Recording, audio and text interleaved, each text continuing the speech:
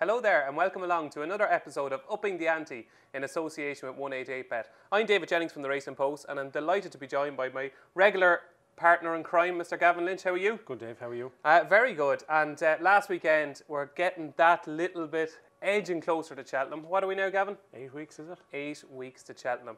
A very informative weekend last weekend. As a whole, Gavin, without giving anything away because we want people to watch the entire show, did you learn much without mentioning horses? Yes. Particularly at Kempton, more so, say, than Ireland. Okay.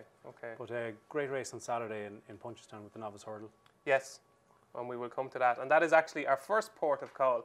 So this week, our first question to be answered, and it's the name on everybody's lips at the moment, is, given his run at the weekend, do you envisage Get a Bird being a really hot favourite for the Supreme Novice Hurdle? And is he going to be in the same mould as Vautour, Douvan and Min? Possibly. He was very, very impressive on Saturday. Patrick maybe gets criticism from certain people, but I think he's a super jockey. If he was a golfer, he might be more of a Jim Furyk style-wise, but he's a fantastic jockey. Just remember, Get a Bird was getting £6, but it couldn't have done it any more impressive. He's a far quicker horse than people think he is, because he won his point-to-point and he won his maiden hurdle over 2.5. But even going back to when he won his bumper, he done it 5 seconds quicker than the Royal Bond that day and 9 seconds quicker than the 4-year-old hurdle. So he is a quick horse.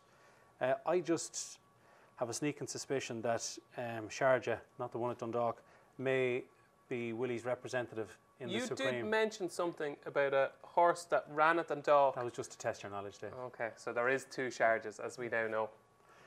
I just think because Richie owns Sharjah and Get a Bird, if there's a big if here, that if Sharjah goes and wins the Delight in 2.5 weeks' time, impressively, let's say he does, he's a 1.5 mile horse off the flat. He was rated almost 100 on the flat from France. He's a very good horse. I just wonder, will Get a Bird maybe step up to the 2.5?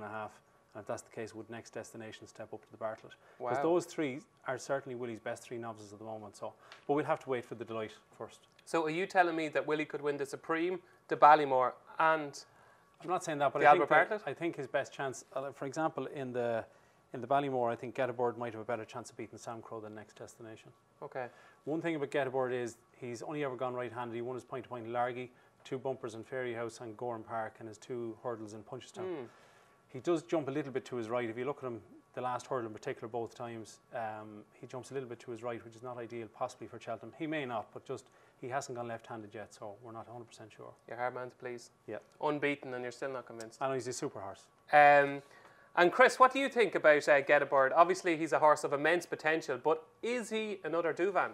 Hi guys, how's it going? Yes, I very much anticipate Get a Bird being a strong, hot favourite for the Supreme Novices in the opening day and the opening race of the 2018 Cheltenham Festival. They won really well on Saturday, putting Mengele Khan very much in his place, and Carter Mackay, of course, he was favourite for the champion bumper last year. Looked really, really promising, and we were knocked down in the betting after the race. We went 4-1 as soon as the race was finished, and that the sheer weight of bets after that price was issued meant we had to cut him to 3-1, and that's the price the horse is currently. He's very much been campaigned like the horses you mentioned, Douvan, Vautour and Min. They all run in the Moscow Flyer and won well. Vautour running the Deloitte after that race. I can't imagine that Get a Bird will run in that race, so I think we'll see him go straight to the Supreme. But I think the manner of his win on Saturday was probably more impressive than Douvan and Min's win in this race. I think Min won at 1-7, Douvan won at 1-3, whereas of course Get a Bird won against really competitive, decent novices in this race, and deserves all the credit he gets. It's got all the ingredients, hasn't it? Opening race of the festival, Ruby Walsh back from injury, Willie Mullins, he's been here before in this race and won quite a few times. It's got all the ingredients of a massive Irish gamble. It really has, and it's exciting. Who knows what price Get a Bird will get off it. You could be looking at similar price to Douvan, 2-1. I think Min was 15-8. Could be that kind of level on opening day. It should be fantastic. The Supreme as well. It's not a great renewal so far, you'd have to say, this year. We're waiting for a big star. We might just got it on Saturday. We Get a Bird. Thanks very much for that, Chris. I think we're all certainly in agreement that Get a Bird is a realistic contender for whatever race he runs in at the Cheltenham Festival. And another realistic contender for a race at the Cheltenham Festival is Waiting Patiently. And we all did wait patiently to see if Waiting Patiently was as good as he looked last season when he beat Politolog. Is he now a real Ryanair candidate, and will he go off favourite? Chris, we're going to give this question to you first. Yes, I do think Waiting Patiently is a major Ryanair contender, and how could you say otherwise after what we've seen on Saturday? He was fantastic. I think every sort of horse racing fan was well with him to win on Saturday. He won at a lower level at Carlisle a couple of months ago, and obviously trainer Malcolm Jefferson's out at the moment, so it was a very heartwarming win. He was stepping up in class and coming up against some really established horses.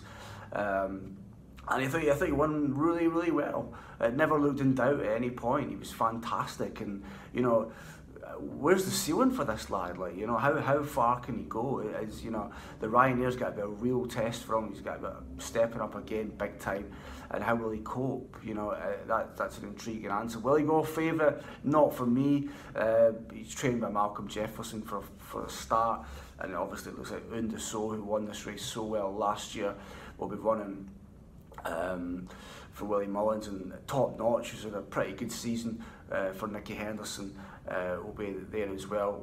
Waiting Patiently, 8-1 with 188 bet for the Ryanair, but you know, how could you possibly say otherwise in terms of being a decent contender for the Ryanair after what we saw on Saturday? It was wonderful. So Gavin, Chris thinks Waiting Patiently is a realistic Ryanair contender. As we see here, he is 8-1 for the race. Would you be tempted to take that 8-1 after what you saw at Kempton at the weekend? I wouldn't. I think that if you're going to back Waiting Patiently, you'll have to back it non-run or no bet, because the trainer has said that unless they're soft in the description, he's not going to run. He needs He a bit could of be give tempted though, could he? It usually happens that they are There'd tempted. be a little bit of give, like. I can't see him going off favourite ahead of Undersaw or Top Notch. But if the ground came up soft, he'd have a chance, but then it's harder to beat Undersaw. Now, obviously, the form from last season with Politolog worked out spectacularly well. And Waiting Patiently, he's a horse that came in under the radar, even though he'd all those ones next to his name. We knew very little about him, but I think he announced himself as a proper Grade 1 performer at Kempton, didn't he? Yeah, no, he was very, very impressive. He was the winner nearly at all stages, jumped very well, and he bolted up. So He did, yeah. He's a good horse. Yeah, there were some rogues in that race, none other than my guilty pleasure, who's now no longer my guilty pleasure. Me and Justice Hill have officially broken up. We've broken up.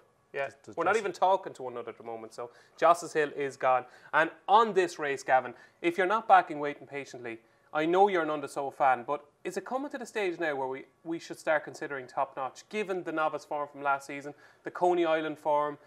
It's working out really well. Annabelle Fly, like they're all... Second beating a length to York Hill is absolutely a super form, finishing ahead of Disco and Politolog, who perhaps didn't stay on the day, so... Anything to do with York Hill is good for him, but yeah, Top Notch will have a cracking chance. And we just have to mention York Hill. The Dublin Racing Festival was launched earlier on this week, and Willie was adamant that York Hill is now his #1 hope for the Queen Mother Champion Chase. Is he your idea of the winner of that race? It's going to be between him and Altior, I think. Obviously, Altior, we haven't seen him in a long time, so that's... Are you surprised with the revelation that York Hill is not shorter than 5-1? I think he should be shorter in the betting than Politolog. He beat it in the JLT by 10 lengths. Now, obviously, Politolog has been a better horse this year over 2 miles, but York Hill should be second favourite, I think. Okay, so that 5-1 could be a little bit of value. I think Politolog is too short at 7-2. Now, as I said earlier, we were down with Willie Mullins earlier on in the week. He spoke about all his stars, and his record in the JLT has been absolutely fantastic, with Black Hercules and York Hill winning the last 2 renewals. And this year, Invitation Only looks like his #1 hope now, and that was a pretty faultless display at Punchestown on Saturday. Yeah, did it very, very well, beat a stable companion into second. He also won previously in Navan, similar form to Footpad, so he's done nothing wrong. He got bet a couple of times last year, they were very disappointed with him, but he seems to have improved a lot. He's a very scopy horse over a fence, isn't he? He certainly can see a stride and wing a fence. He was impressive, yeah. The JLT, you can find faults with a lot of them. Yanworth probably won't show up here. Footpad will go the Arkle. Either album photo or invitation, only one of those two will show up here. One will go to probably the RSA and one will go here. So now we both spoke at on an earlier show and said that Willoughby Court was not our idea of the winner of the JLT. With that in mind, and given, as you say, Footpad, Yanworth, they might go in opposite directions. This 8-1 is value. 9-1, yeah. Well spotted. 9-1 is value, yeah. I haven't backed him yet, but he'd certainly be on the top of the list, wouldn't he? And we impressed with his jumping? Yeah, he's very scopy. He can stand off a fence, get in short. He jumps super, yeah. And David seemed to be, he had that grin in his face afterwards. He was quite impressive. He was quite impressed with the performance, David was. The second and third didn't jump brilliant, so maybe the form, it's hard to know if it's grade 1 form, but he's certainly got a good chance. So, Chris, what we want to know is, with Willie Mullins' terrific record, going for 3 in a row in the JLT, is invitation only going to be Willie's #1 hope in the race? Well, it certainly looks like the JLT will be his target, according to the betting. But Willie Mullins was talking about the RSA in passing after the race. But who knows, really? He looks more like a JLT type, you would say. I spoke to some of the guys in the office, and no one's really tremendously excited by this horse. He's let down punters quite a lot in terms of earlier in the season, and of course he fell. And then he's lost at short odds on a number of occasions, but he seems to have got his act together recently, run well at Christmas, and then of course on Saturday there. So he may have very much turned a corner. He looks, I guess the only other possible alternative in the Mullins yard for this race would be Album Photo, but it's hard to really criticise this horse after what he produced on Saturday. So he seems to be progressing and moving in the right direction, although we're very much more in favour of Willoughby Court. But we're 8-1, invitation only is the shout for the JLT here. But yeah, good performance on Saturday. But is it really easy to forget? To completely forget some of the disappointing performances earlier in his career? Yes, it is, Chris. It is very easy to forgive his earlier performances. This is a new invitation only, and that 9-1 is value, Gavin. That's value. It is. Yes. You listen to me? Yes. Okay, so invitation only was one of the many stars on show over the weekend, but Kempton, what a card that turned out to be, and with Cheltenham in mind, that card could have serious repercussions, couldn't it? Yeah, there was certainly 4 or 5 horses on Saturday that staked a good claim. Rhodesian in the first didn't jump very well, but sprinted home. Chef de Zoba looks like it'll stay all day, might run at the Bartlett. God, he's slow though. He is, but... He reminds me of me playing football. He'll keep going, but by God, he's slow. But Bartlett winners have always just been slow stairs. He wins the Albert Bartlett now, I'll tell you something. I'll give you a jockey back around O'Connell Street. Waiting patiently, as we mentioned, William Henry won well. Fountain's Windfall, which we'll come to shortly, was very impressive as well. And a great day for Nicky Henderson. He said there, one of the quotes was very clever. He said that instead of 4 weddings and a funeral, it was 4 winners and a wedding. Yeah, I could see a film coming out of that, could you? Yeah. Hugh Grant maybe could play Nicky, you know. You might get a bit of comedy going on that front. 4 winners and a wedding. 4 winners and a wedding. He got married on Saturday. It's a bit of a tongue twister, isn't it? It is. So there we go. That was Kempton on Saturday. Now, Gavin, obviously everybody that tunes in here wants to know your anti-post fancies for the Cheltenham Festival. That's why they're watching. That's why they tune in. That's what they want to hear. And we have obviously a very impressive list of anti-post fancies from you. Holographic was added into that last week, and Willie was very sweet on him earlier on in this week. Yes, he was indeed. Good. He could run at the Dublin Racing Festival at Leopardstown. So what we want to know is, first of all, are there any more to be added to this list? 2 more. 2 more? Yeah. They're getting value for money this week. 2 yes. for the price of 1. Correct. Okay, we'll give us your strongest fancy of the 2 first. Definitely Fountain's Windfall for the RSA. Okay. The Anthony Honeyball trained. He was an okay hurdler, but when he went to Aintree last year, he made all. The crucial thing for him is that he needs good ground. He won a handicap hurdle off 137, but he had them shot to bits turning in. He won very, very easy. This year he's had 4 runs over fences. He won a poor race in Southall. He's actually fallen twice in Newbury and also at Kempton. Both times he jumped the fence fine, but just crumpled on landing. Yeah, he did. He kind of knuckled. Yeah, that's the most frustrating type of fall, I think. Because you think he's over it. Yeah. And then, so he came to the 4th last. At this stage, he was trading at 2-5 to win the Cato Star in Novice Chase in Kempton on 26th of December. That's the race that last year that Might Bite fell in, do you remember? And then went on to win the RSA. So then on Saturday at Kempton, he won a handicap off 146, won it very, very impressive. I think if he has to have good ground. He stays wherever, he'll be up at the pace. I think 10 to 1 is value. Yeah, and looking at that there, again, are all of these going to run? We can certainly rule out Finian's Oscar now. Monolly had a bad fall. That's JLT. That's gone. Invitation only, possibly JLT, we mentioned earlier. Yanworth, his jumping is a little bit, slow at times. Presenting Percy, I think there's a 50-50 chance he'll go for the 4-miler. And Monolly, he fell the last day. So I think at 10 to 1, if he gets good ground, Fountains Windfall has a great chance. There's something a little bit X factor about him, isn't there? The way he goes about it, he's so exuberant. And that performance at Kempton and the Cotto Star performance, it was very easy on the eye. If he had stood up in the Cotto Star race and had won, he'd be certainly clear favourite now, He would, yeah, certainly. And there's plenty of holes in most of those. So Fountains Windfall at 10 to 1 for the RSA Chase. We'd like a double figure price. Yes. That's what we want. Correct. Okay, and your second selection for the 2008 Cheltenham Festival is? First mention of a horse in the handicap for Cheltenham this year. 10 to 1 shot is Squaw Tour for the Kim Muir. Oi. I mentioned that. Yes, I did. I mentioned it a couple of weeks ago, and regular viewers will know I mentioned Squaw Tour. But anyway, do continue your plagiarism. I'm just copying you. He's actually gone off favourite the last 2 years at Cheltenham. Got beat at 9 to 4 in a Martin Pipe, well beat. Last year he went off 5 to 1 favourite to win the same race. The Kim Muir ridden by Jamie Codd. God, he was tanking. At the top of the hill, and it was probably too far out. It was probably 7 or 8. I would have bolted up, Gavin. What are you on about? So he fell at what was the third last. It should have been the fourth last, but the third last was omitted. He was trading at 2 to 1 at the time, so he was travelling well. He does make the odd little mistake. He recently ran in the Paddy Power, finished third, beaten 8 lengths. He'll definitely get into the race because he's been put up a couple of pounds compared to last year.